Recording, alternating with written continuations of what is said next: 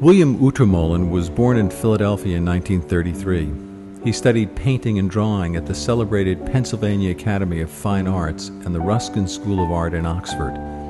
His paintings have been shown at the prestigious Marlborough Gallery in London and throughout the world in Edinburgh, New York, Amsterdam, Bologna, and Paris, and most recently in 2005-2006 at the Fogg Art Museum in Harvard and the College of Physicians in Philadelphia. In 1995, Bill was diagnosed as suffering from Alzheimer's disease. After the diagnosis, Bill's doctors encouraged him to continue drawing and painting as part of a long-term study of how the disease would affect his cognitive and mechanical skills.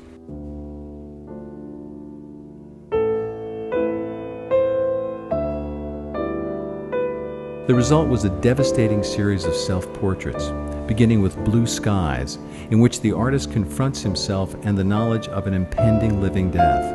In the portraits, the artist chronicles his state of mind and his emotions: terror, anger, resignation, sadness, but also the gradual disappearance of the self.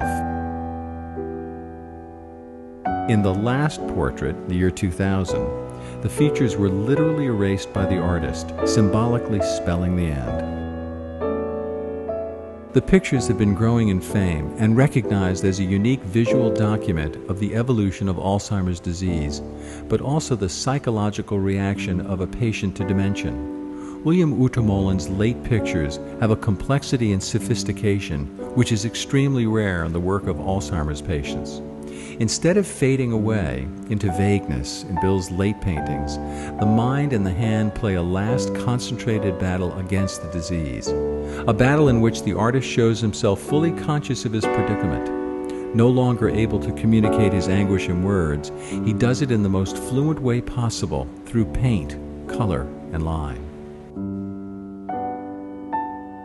It started for me, my grandfather, my mom's dad, had Alzheimer's, and he was an amazing man who was a brilliant chess player and a sailor, loved to build small, wonderful model ships and full-size sailing ships that he would actually go out on Lake Champlain and sail successfully out and back.